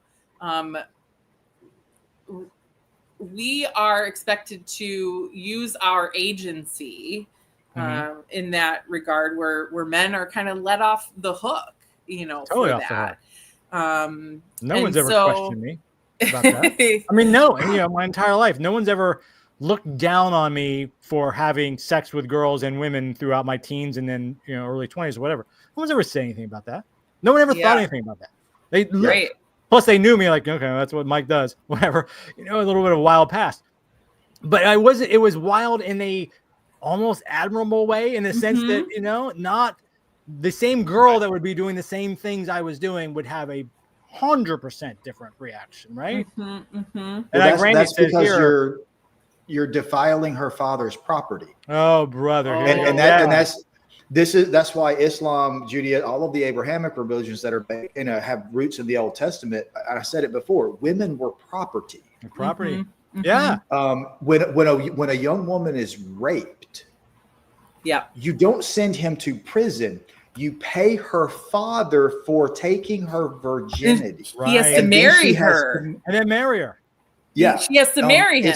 Right. It's always an ownership type of a thing. Even in slavery, Jewish men were released in slavery after 7 years. Women were not released. Right. It's an ownership thing. So when handmaids, when a woman is cheating, she has defiled her husband's property, so she should die. That's, to me, that's what it all comes down to. Is it's just about this property, and sexual purity is about the sex should be specifically for the man you're going to be bought from or for. Even in the way we say things, maybe not as much as we've done, but there's still the idea, I'm going to ask her father if, you know, to marry her. The hell's he up to do? Right? I mean, I don't know that that's a common thing with, say, a younger generation. I got nieces and nephews in their 20s. I should ask them that. But that's, you know, we all know that's a thing, right? Yeah. What the hell? I mean, how old is that left over from that literal thing where I am her father and therefore property, you know? And I'm sure that still goes on very common. It's not in a world I live in. But sure, there's a lot of traditions around weddings, like even just the bride wearing white, and just like the veil and the giving the father gives her away, and like all of that. Yeah, and the white is not purity. The white is not purity. Let's go ahead and make sure we nix that one. The white was never about purity. It was about affording a dress that you can wear once and not get anything on. Not get it. I think it was Queen Victoria. It was a Victorian thing. She wore a white dress because most women wore regular, whatever clothes. So white became the wedding thing as a symbol of affluence. You wear a white dress because it's something you can't wear for housework or yard work or field work. There you go. Oh, wow. Just want to acknowledge real quick that Randy is jamming. Thanks, Randy, for jumping in and putting some comments. So we do appreciate it. So overall, I guess I just want to say, like, I'm not at all anti-porn. Like, I'm actually like pro. I'm pro porn. I'm sex positive, right? Like but watch all the porn you want. I don't give a shit. But honestly, like there are lines that I draw, just like any other media that I consume. Is that like I like to draw the line at like violence against women. And I also want to plug for I'm very anti like strangulation and choking in porn and sex in general, because it really is like that place where it's like crosses the line into like that is like life ending. There's a lot of research to show that there's a overlap between men who strangle their opposite sex partners. There's a very high correlation with cop killers, terrorist activity, and murder. Period. Like if you choke your partner, you might as well raise your hand and say, "Hi, I'm a murderer." But other than that, like, domestic violence. Exactly. Yeah, and killing animals too. That's another thing. But it's a big one. That right? aside, like that, I mean, and I know that's a whole side conversation, but just I'm sex positive and watch all the porn you want. But yeah, there a lot of the way, just like any other topic. The onus is always on women to, we are expected to be obedient and silent. And if we step out of line, we get the punishment, It's, right. No, I'm going to go on. Go ahead, Mike. I was just thinking, I'm going to have to talk to your husband. Like, what does she want for Christmas? Obviously she wants one. what kind of vibrator? Light. Not choking, not snuff films. She said very clearly, no snuff films. All right. Whatever. So Larry, this comes up all the time, and we kind of hit on these in different things. I hate when people say God kept me alive during a natural disaster. So does that mean that people that didn't make it deserve to? Am I reading this right? So does that mean that the people that didn't make it didn't deserve to live? It really irks me when people say that. That's always bothered me as well. How God kept your house, destroyed your entire neighborhood, but it kept your house because you prayed harder? What the hell? Yeah. But there's, once again, you give me a lot in every question, Mike. Thanks. You're welcome. So one of the things that I thought about was several years ago, maybe 10 years ago or so, there were some tornadoes that went through Washington, Illinois, destroyed the majority of the town. And I remember at the time I got to work and the news was on the TV in the break room, and I was watching it before I went to work. And the Chicago media was down there, and this guy says, "Oh yes, and one final note before we go back to the studio, of the 6 churches in town, none of them were damaged." That's newsworthy. Now, my thought was, if there's a God and he knows which church is doing it correctly, he had a chance to destroy the other 5. Right. And he didn't do it. So yeah. The other thing is, I don't know if we should get into a story. I'll try to make it quick. My dad, as you know, was a very evangelical, believed in demons possessing inanimate objects, very way out there. He was also a bailiff at a jail in Southwest Missouri for a while. And he told me a story one day. And he said, yeah, we had a guy that was in the jail because he was going to be going on trial for murder. He killed some people, and it was a big case and everything. And my dad, being the jailer there, would talk to him, and he was trying to bring him to Jesus. Mm-hmm. He was evangelizing. And he said the guy accepted Jesus. And we were so overcome by this and everything. He says, and the reason that he was a murderer was because when he was a little younger, he had played Dungeons and Dragons, and he'd done the evil moves. Oh my God. So my question to him, and I had to be careful because I was driving at the time, I started to question him. He says, nope, that's the way it is. It's a fact, and there's no arguing it. Fact. Yeah. That's how strong he believed this. And I simply wanted to ask him, what about all the other hundreds of thousands of people that played Dungeons and Dragons and didn't kill anybody? Yeah. So it goes back to cherry picking, goes back to, well, I prayed, so I survived. The problem is some of those people that died also prayed, but we don't know about it because they're dead and they can't tell us that they prayed and lived. Right. It's like a That's survivor the catch. bias. That's the situation nobody sees. Yeah. You can't ask them. My wife shouted to me from the other room when the floods were happening in Tennessee and North Carolina. She shouted to me from the other room. She said, "Uh-oh, some people in Tennessee and North Carolina really effed up." Yeah. And I knew exactly what she meant. They're being smited. Yeah. They didn't pray right or hard enough. It's so annoying, just on a human level. It's like the questions we just said, we ask, it's like, what does that mean for the people who tried to pray and tried to do everything that they thought was the best, and they still didn't work? And how do you justify that? I guess that's where people come up with the idea of what's it called? Survivor's guilt. Survivor's guilt. Yeah. My brother was killed in the same car accident that I wasn't, and you feel very bad. I could see, it's a human thing. My brother was hit by a car when we were little. He was 5 or something, and my stepfather, he lived.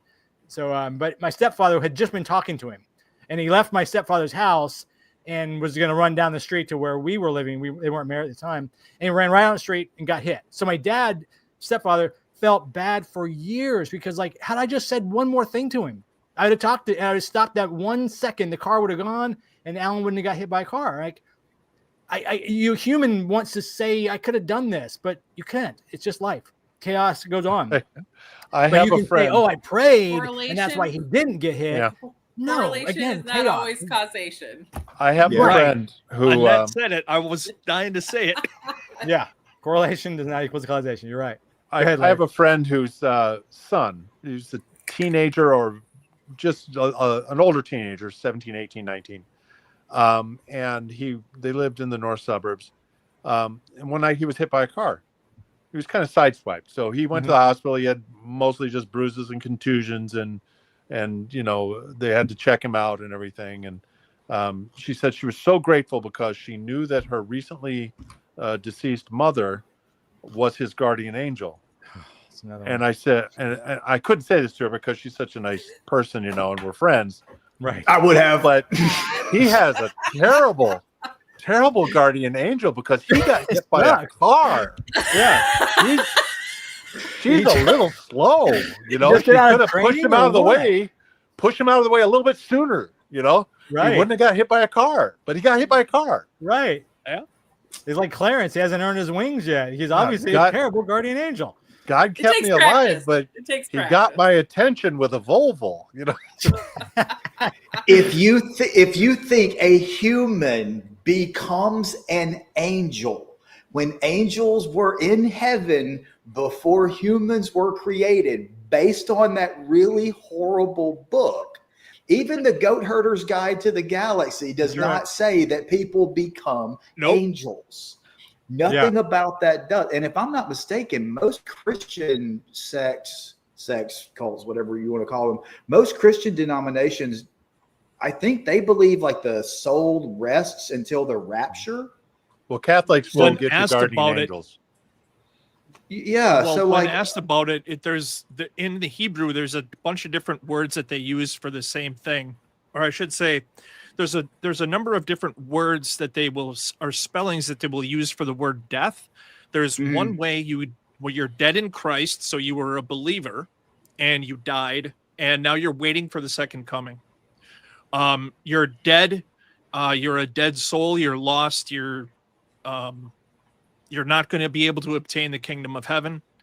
And then just to experience physical death, just as a matter of, pragmatic, secular sort of, that person is no longer alive. And it clearly says in the Bible that the dead know nothing. So the idea that we would be able to come back in any kind of form means that's completely inaccurate. There's no evidence for that being said in the Bible at all. It says that, I believe it is Jesus that says the dead know nothing. Really? So I just want to do a real quick shout out to Brian, because I haven't talked to I Brian was in going to years. say, Mike, we got an OG in the house, Brian Bueno. Brian is another person here in Chicago. At least I say still Chicago. Brian, I haven't talked to you in so long. I don't know if you still live here. But yeah, surrendering all critical faculties and God will love you. That's exactly it. And then Cynthia, jumping on your point, Mike, humans and angels are different categories according to the Bible. Yeah. I mean, and again, even, which is always kind of funny, regardless, like, okay, it's still the Bible we don't believe in, but at least the people that do believe it, you're not even reading it correctly. It's just ridiculous. Right. Another example of atheists having a lot more, or I should say, it's another example of, in my experience, that atheists have a lot more understanding of what's really stated in the Bible than a lot of Christians do. And it's probably goes back to, there's only so many things that you hear every time you go to church. It's the same things regurgitated. Yeah. If I end up in a conversation with Christians, I often ask them, and I try to ask them respectfully, can I ask you if you've ever read the Bible? And if they're being honest, usually they say no. And I think that goes to, this is just kind of like, what they're born into, what they're taught growing up. It becomes part of the culture, but they don't, I'm like, I don't understand how you can subscribe, with what's at stake, which is your eternal damnation, to a book that you've never read. Seems kind of silly to me. Or certainly haven't read the whole thing, right? I mean, right. They read the parts that are the nice parts that they read in church, and they also accuse the atheists of not reading the Bible as well.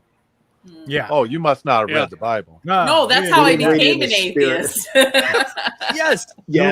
Right? I was this close to being a pastor. How do you think I got here? Right. Exactly it. I like Brian. Whoops. I'm playing it. And Cynthia also read the Bible from Genesis to Revelation. Yeah. I mean, go, you think. Exactly, Cynthia. It's a horrible book. 0 out of 10. Yeah. Horrible main character. Leaving a 1 star on Amazon. You got part 1, the Old Testament, part 2, the New Testament, part 3, the Book of Mormon, part 1.5, the Quran. All 4 of them, horrible main character that everybody thinks is the good guy. Just 0 out of 10. Do not recommend. Of course, Trump's favorite book is 2 Corinthians. So, it's a bad joke. 2 Corinthians walk into a bar.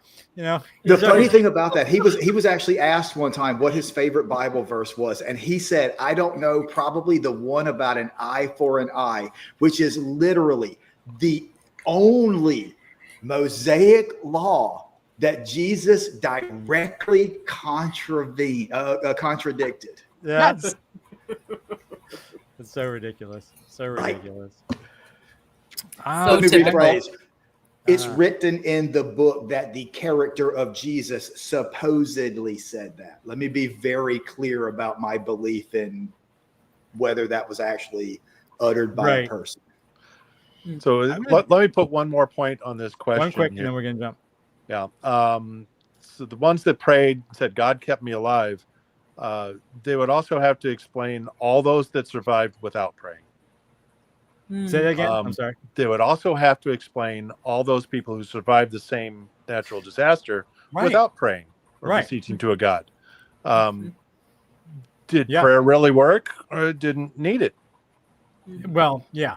There's no blind study when it comes to that, right? They just, no control group. Yeah, it's all right. I moved on. We're going to wrap up here in a bit because I want to ask one more question. I'm going to ask Mike this question just because it's on my mind, and then we're going to go to the video we had earlier. Where's this question? Mike and Scott both kind of answer this question before the rest of us. I think this is it. Yeah. So this is this lady claimed that God cured her gayness.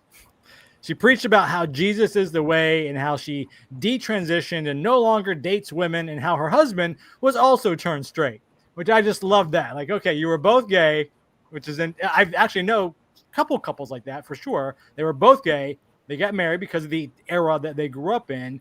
It was easier to get married than it was to both come out, you know? Did they turn straight? No, they absolutely did not. But in this case, this person said, yeah, I used to date women, but I'm over that. And so is my husband. He no longer goes to the manhole or whatever gay bar he was going to before.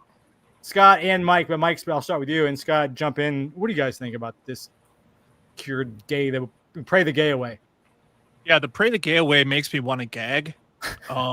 But I can say that this really does speak to the wonderfulness of humanity. We are so widely, our experiences are so wide and so diverse that we have such a cool brain in us that we can experience a desire in one way, or we could experience a desire in another way. We can feel comfortable in multiple different ways. And if a person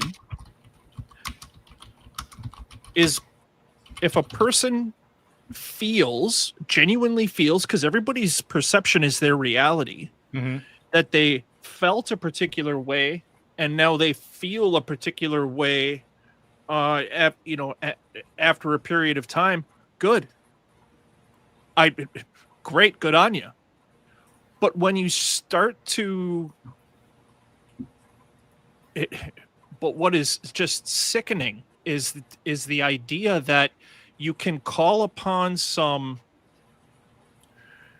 Bronze Age text written by people who didn't know where the sun went at night. And I know that I've said this before, but to call on some Bronze Age text from some illiterate shepherds from a mixed bag of tribes, and use that as the reason in your way that you're going to think about how you feel inside, the way that you're born.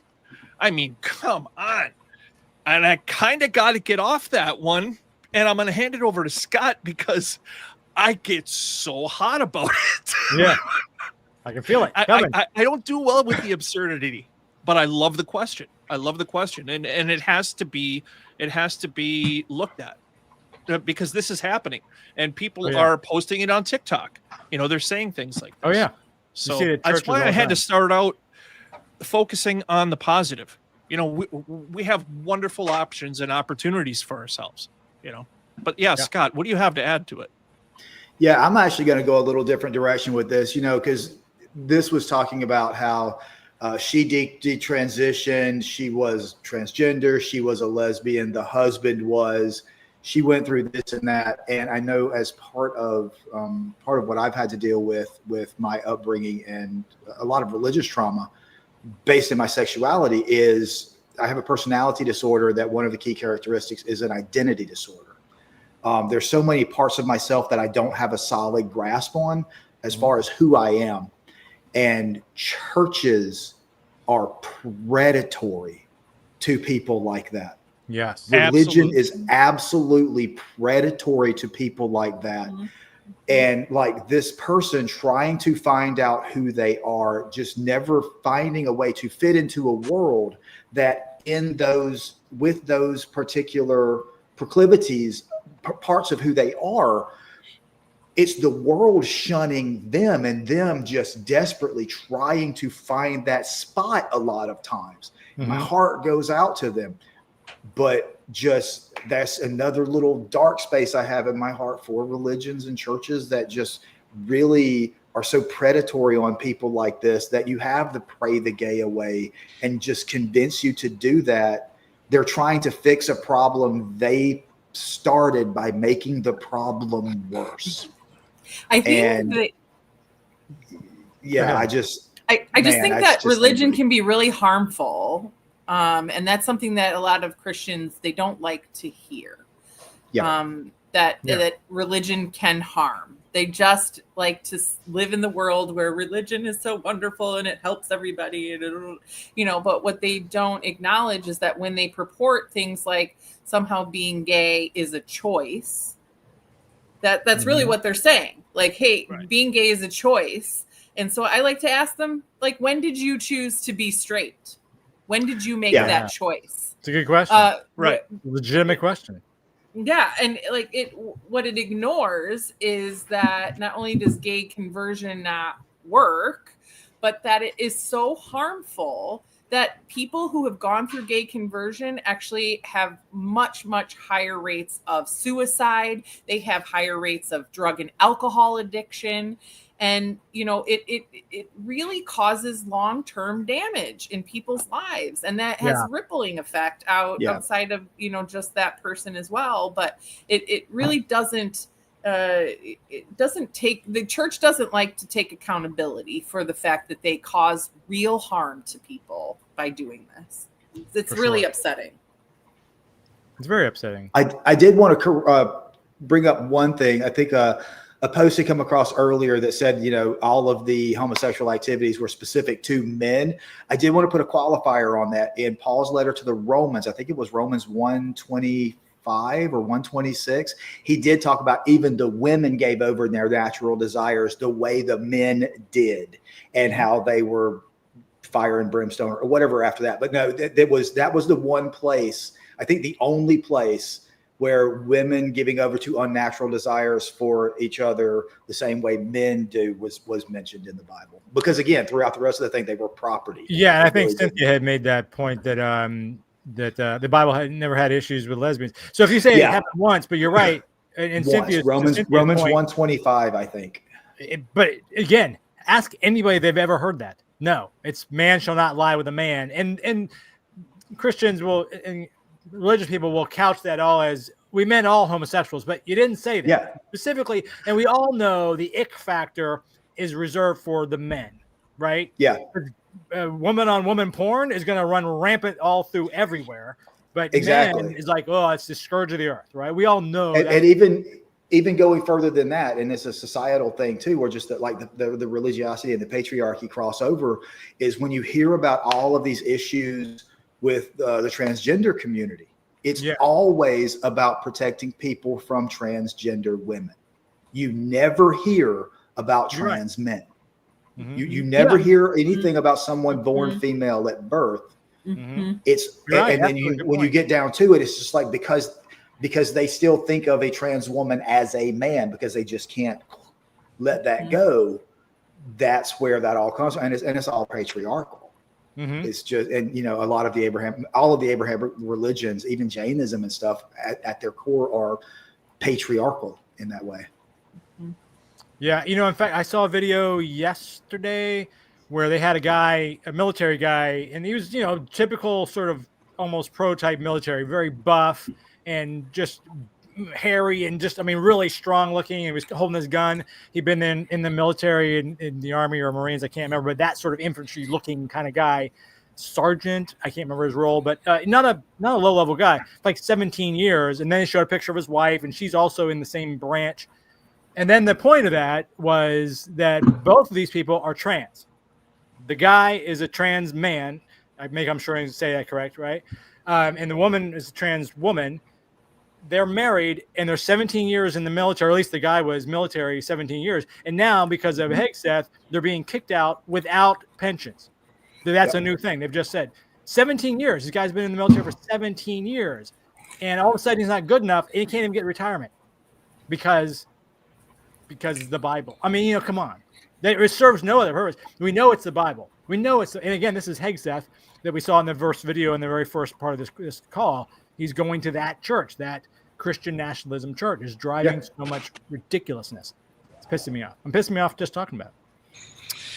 One quick, Brian. Yeah, he died for 37 hours. That I always say that same thing. Jesus gave up a long weekend for our souls. Okay, good. Thanks, man. All right, I've worked all long weekend, so it's not a big deal, really. Let's jump to our last question. It's really not a question per se, but I'm going to do this. We talked about this earlier when we were talking about what to say when someone dies. And this came up actually a few weeks ago during the floods in Texas, the one with that Camp Mystic. And I saw this woman on TikTok, and I thought, I was floored by it, and you'll see it here in a second. But this is when Jesus is not comforting. And I'm just going to set it up because I kind of shortened hers up a little bit. She's a Christian. She was a Christian, Jesus person, the whole deal. This isn't coming from an atheist. This is coming from a person who believes in Jesus today and believed in Jesus before this situation happened. So keep that in the back of your mind. This is where her perspective is. So here we go. Child in an accident who I'm going to restart. Why does this picture suck? As a parent who lost a young child in an accident, actually, hold on just 1 second. Just for the podcast, this is the picture of Jesus holding a little girl in his arm, and 2 little girls are running up to him. This is in heaven, and they've got Camp Mystic T-shirts on. Camp Mystic was the Christian school, the Christian camp that killed like 30-something little kids during the floods. And oh my God! And he's standing in water. I just realized he's standing in water. I didn't even notice that. Oh, what kind of horrible. Yeah. But this was very popular. What was that, a month or so ago? I saw this picture dozens of times on Facebook and others. This is an AI picture. But again, these little Camp Mystic T-shirt little girls are running and jumping in Jesus's arms. And this woman is responding to that. I'm sorry, I should have set that up earlier. So I'm going to restart her video just to give the people at home that are not watching it on podcast, they'll have a perspective of it. So here's what she says about that picture. So why does this picture suck? As a parent who lost a young child in an accident, who received, in a very kind-hearted way, many images like this. After my child died, I'm going to tell you why this sucks. There were hundreds of people in our corner on the day that our son drowned. They were praying for us. They were petitioning God on our behalf. My own children, the siblings of Garrett, spent hours on their knees that day, fervently praying to God for a miracle. And it didn't happen.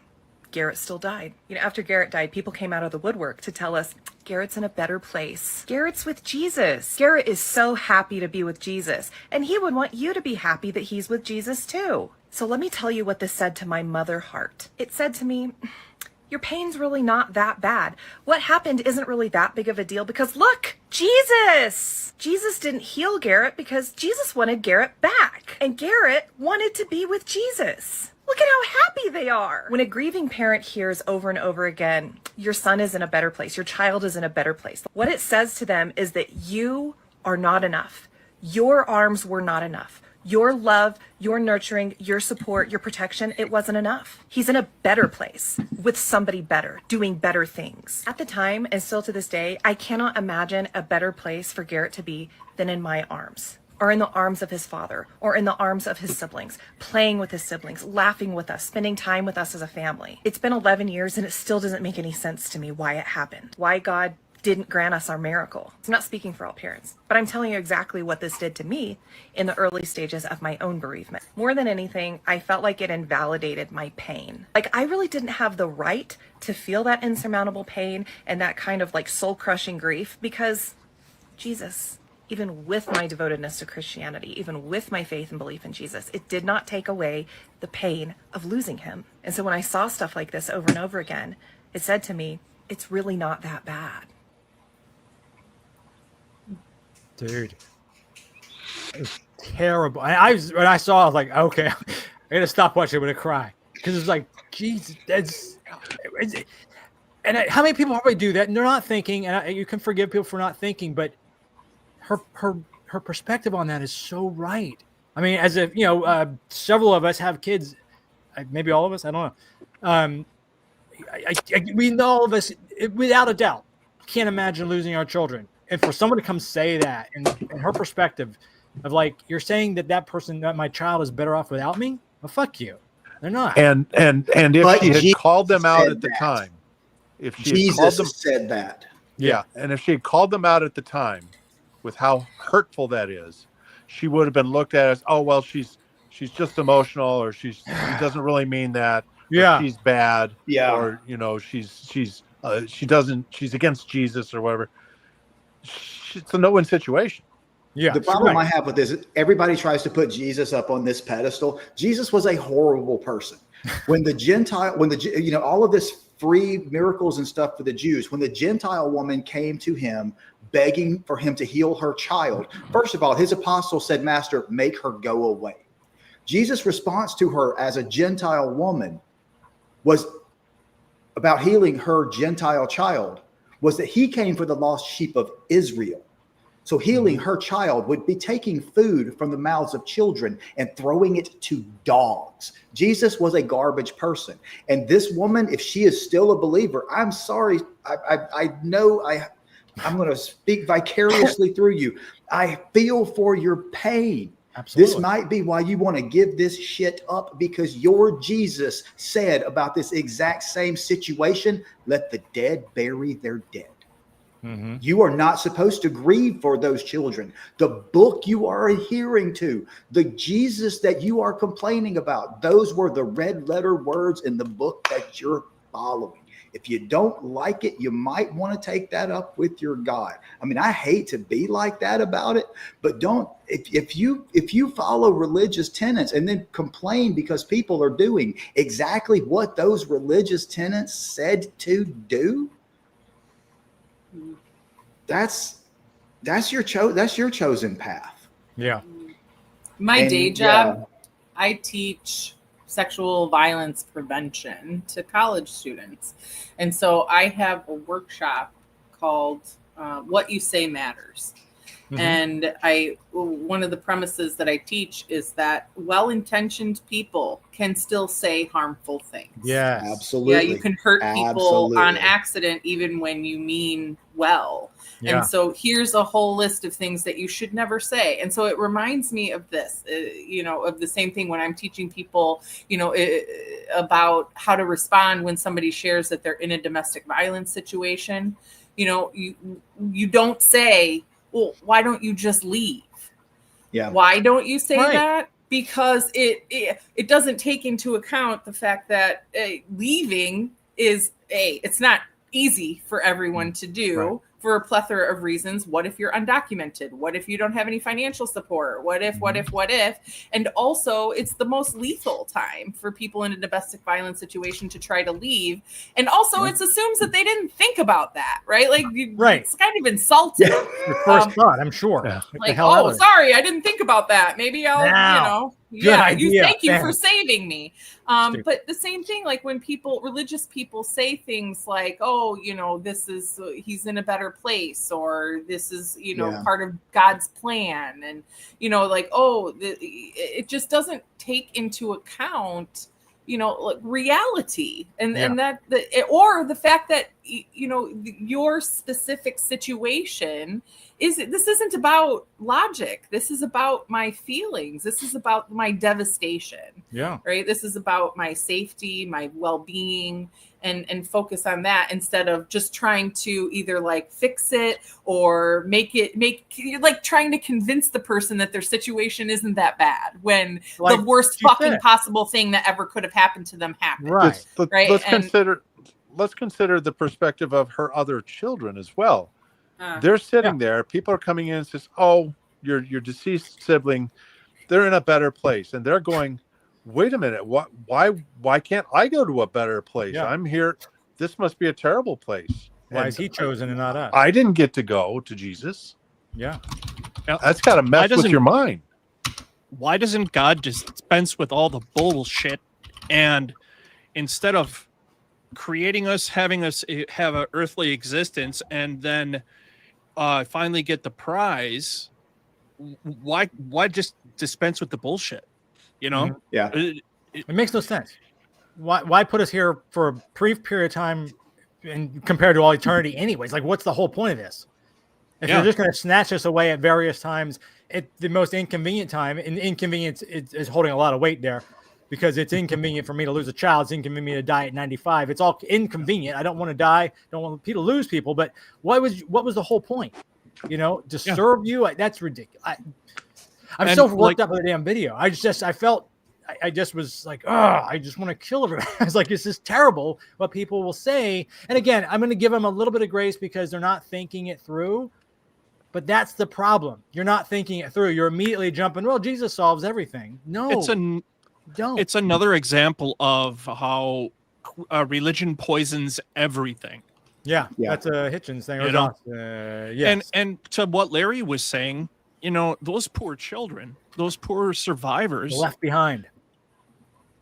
What are left behind? Really, Larry really touched on something important. Those kids must be so damn confused because now they're learning that this is not the place to be. Well, then why the hell am I here? Right. What it just proves, if you go through the process, the 1, 2, 3 process, it proves that God's a sicko. You want to know how I can prove that? Is because he says that we're going to have to deal with this section where we're all right now. And that includes the people who are going to be savagely abused. They have to endure that. That I don't have to go into any kind of detail, but just imagine all the different ways that human beings are savagely abused. Yeah. And then those little girls in that drawing. Absolutely. And that I noticed right away too, Scott, that they had them running through water. I had not. Yeah. That made me even more. Drowning is considered one of the worst types of deaths. Just drowning, period. Your lungs filling with water. And those little girls were struggling to get out of a structure that was crumbling around them. And then they were pulled along in the flood. Right. So they in the fought dark. against it. In the dark. So, and I'm not going to go on and on anymore about that, but just what kind of sick savage says that I love you, I love you, I love you, but I want you to go through that first. And now you can come and see me. Yeah. As if it makes Let's me get that out of the way because that's exactly what Christianity is telling us that we're supposed to endure. And it makes me sick. It makes me sick. The bottom line is these platitudes and prayer as well are things that the religious can do and say to make themselves feel better. And in their minds, they think they're doing something for someone else. The only result of it all is, oh, I feel better because I told them that Jesus loves them or whatever the case may be. It's making themselves feel better. Yeah. It's self-soothing, fulfilling, self-soothing, and it's virtue signaling because that also makes them look good for the people around them, and it blends in with their community of thoughts and prayers. And we see how well that's been working. Yeah. Well, to end on a happy note. I pushed that fun. Too far to the end. I should have hit that one earlier so we had time to calm down because I'm kind of annoyed right now. But thanks you guys for all joining into this call. This was actually so much fun because this is exactly what I was hoping it would be. We got through a bunch of questions and we had a lot of good interaction with our viewers. But this is exactly what it was. We all have different perspectives. We came from different walks of life, and we have a different way that we see things. And this is exactly what I wanted to show people at home to see that we're not a monolith. We have one thing in common, which is why I always say on our meetups here locally. The only thing you can expect to be in common is that we don't believe.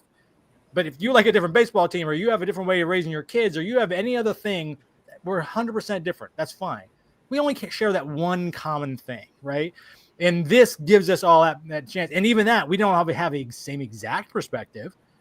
But it was interesting. I really appreciate you guys all joining in on this. This was a lot of fun. I hope we can do it again in the future.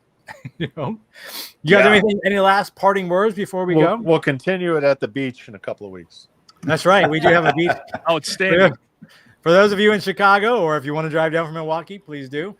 We are having a beach get together coming up the 23rd, I think it is. It's not this weekend, but next. Not this coming, but the next one. Where's your again, it's our annual end of summer sort of beach party, and that we do, which has been a lot of fun. And again, we talked about this earlier. It kind of gives us a social thing because we don't go to church and we don't have the pancake breakfast and all that kind of stuff. So this is a good way to get together, Again, anything else you guys want to say before we go, or should we wrap up?